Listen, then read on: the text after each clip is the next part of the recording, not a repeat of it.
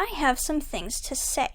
I've been part of the Warriors fandom for quite a few years now, but it had been a while since I had read the books, so I was really just feeding off everybody's anger at the newest series that I haven't read yet. But when my work days got too boring, I picked it back up again. And that, my friends, is where our story begins. I do want to start by saying this is just me ranting about stuff that I find weird. It is by no means a hate video. I love the series quite a bit, and I'm not thinking any of my takes are anything new, but I wanted to get it off my chest regardless. I also haven't reread past the New Prophecy, so my qualms are really with the very first two series. First off, the relationships in the series are really weird. It seems to hinge on three kinds of romance. Characters either not realizing that someone has the hots for them, they fall in love immediately, or it's an enemies to lovers thing. With Firestar, it almost made sense because he is an absolute idiot and he's too busy salivating over the beautiful healer cat that dies 5 seconds after we meet her. Literally every time someone talks to her, they describe her amazing smell, and I'm wondering if they're all just going right up and taking a huge sniff of her fur to see if it's true. But that trend continues with other cats. In the New Prophecy, Silverstream clone, Feathertail, has the hots for Crowpaw, despite the fact that he's a massive dick to literally everyone. It comes out of nowhere, and this soft spot she describes is directed at no one except her, which suggests to me that she's just there to make excuses for his actions. Going back to Flameo Hotman's star in Sandstorm, Sandstorm is a massive dick to literally everyone as well, until she does a 180 on her personality, just to be a love interest for Fire Still Oblivious. The series in general has a big thing with just changing cats' personalities to fit the plot. Blue Star is probably the biggest example of this, but it seems like Darkstripe is the only consistent one.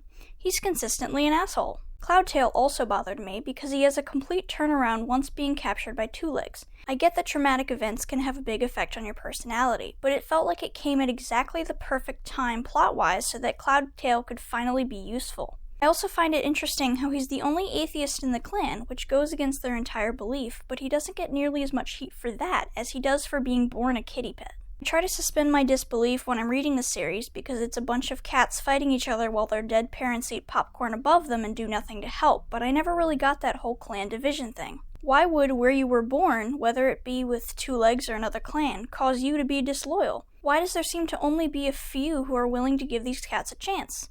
If you join a clan after living in another for a long time, I feel like there is some reason to be suspicious, but most of the time they are judged untrustworthy literally because of the geography of where they popped out of their mom, and it feels like there should be more leniency there. The utter conviction they have for stuff like this seems really counterintuitive for their clans.